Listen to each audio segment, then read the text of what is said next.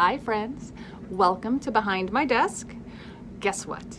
It is my favorite time of the school year. It is reading month.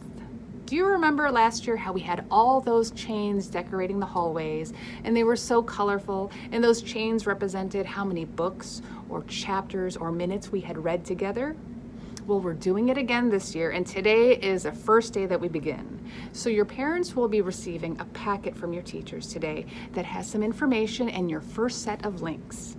Now, your teachers have also been working really hard to come up with some prizes to reward you for reading more and more and getting your chains longer and longer. Now, I won't tell you what those prizes are, but I guarantee you they're going to be out of this world. So, I'm going to be kicking off Reading Month by reading this great book today called The Monster Who Ate My Peas by Danny Schnitzlin. But before I read, I need to ask you a question. What do you dread eating the most? For me, it's raw apples. Go figure. But for the boy in our story, it's peas. He'll do anything to get out of eating his peas. Well, almost anything. So sit back, enjoy the story, and happy reading month. The Monster Who Ate My Peas by Danny Schnitzlin, illustrated by Matt Faulkner. "Eat your peas," said my mom, "or you won't get dessert." I said, "Before peas, I would rather eat dirt." "I know you don't want to," she said with a glare, "but until they get eaten, you'll stay in your chair." I begged and I whined. I got down on my knees. "Please, Mommy, don't make me eat all these peas." I stomped and I grumbled. I yelled and I pled. Why can't I eat corn or potatoes instead? "Eat up those peas. Do it now," my mom said, "or you'll get no ice cream and you'll go straight to bed." My mom left the kitchen. I poked at those peas. Their sickening smell made me weak in the knees. Quickly, I offered the peas to my pup, but Ralph barely sniffed them, then turned his nose up. I closed my eyes tightly and whispered a wish.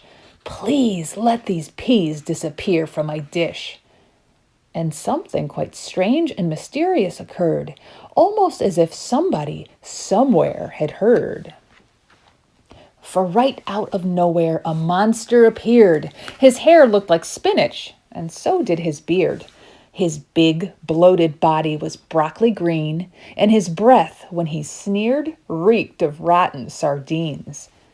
Each eyeball resembled a big Brussels sprout. His long, bumpy squash nose was sticking straight out. Large, liver-like lips peeled back to reveal sharp teeth like a shark's, and a tongue like an eel. Long octopus tentacles writhed from his torso. Quite gruesome already. Those arms made him more so. His ears were like mushrooms, his chin like a beet, and he balanced himself on his two big stinky feet. Just how he got in, I hadn't a clue. My heart skipped a beat as I asked, "Who are you?" He growled, "I'm the monster who helps kids like you. I eat up their eggplant. I eat turnips too. I gobble down foods that make small stomachs quiver, like lima beans, collard greens, spinach, and liver. I came in reply to your pitiful plea, and I'm ready and willing to eat every pea. I'll eat up the big ones. I'll eat up the small. But then you must give me your new soccer ball." I thought about my soccer ball under my bed. I once bounced it 23 times on my head. But then when I looked at the peas on my plate, my brain filled with dread and disgust and with hate.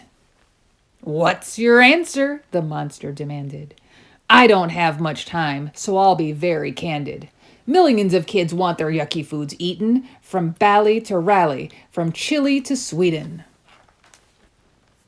"Okay," I said finally, "I'll give you my ball. Eat up my peas. Eat them up, one and all." He laughed a cold laugh as he picked up each pea and swallowed them down individually.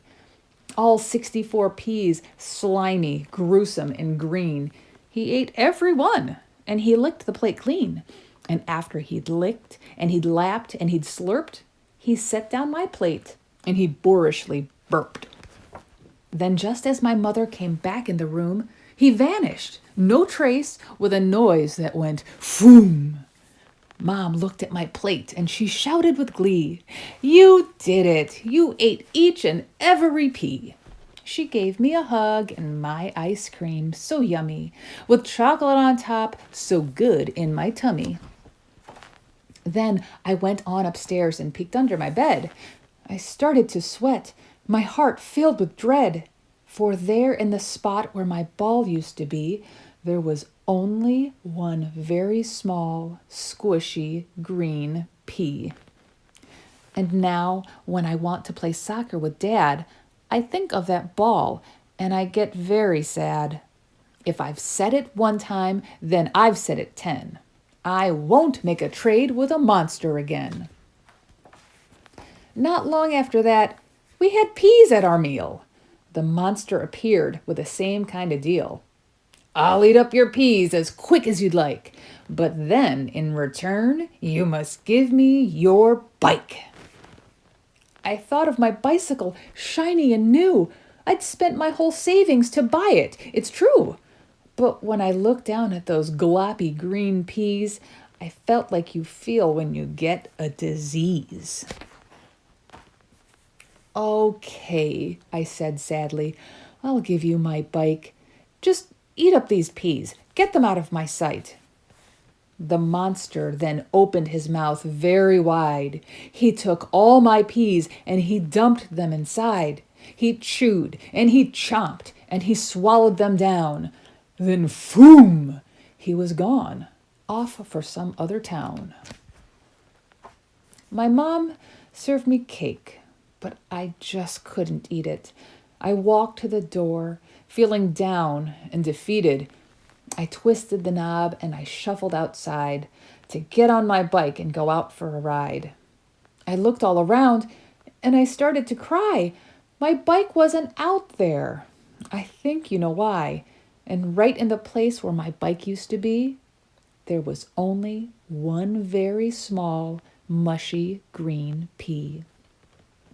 Now, when my friends take their bikes for a ride, they never ask me, so I stay home inside. If I've said it one time, then I've said it 10. I won't make a trade with a monster again. A week after that, there were peas in the stew. The monster showed up, like he always would do. The words that he said made my whole body freeze. "Give me your puppy, and I'll eat your peas." I looked down at Ralph. He gazed up at me. I looked at my plate, at each ghastly green pea. "Come on," growled the monster. "I'm already late. Just give me your dog, and I'll finish your plate." I looked at those peas, and I just about gagged. I looked back at Ralph. His scruffy tail wagged. My pup put his cold little nose on my knee. I reached for my fork, and I speared a small pea. I opened my mouth, and I squinched up my eyes. The pea touched my tongue, and I got a surprise. That pea didn't taste like I thought that it would. I had to admit, that pea tasted good. I picked up another and chewed it and swallowed. Each pea tasted better than those that had followed. I ate every pea until there wasn't a trace, and Ralph thanked me kindly by licking my face. I turned to the monster, that grumpy old guy, to say, "I don't need you," and tell him goodbye. But right in the spot where the monster had stood was only a pea, and it tasted quite good. And now there's not one single food I won't try.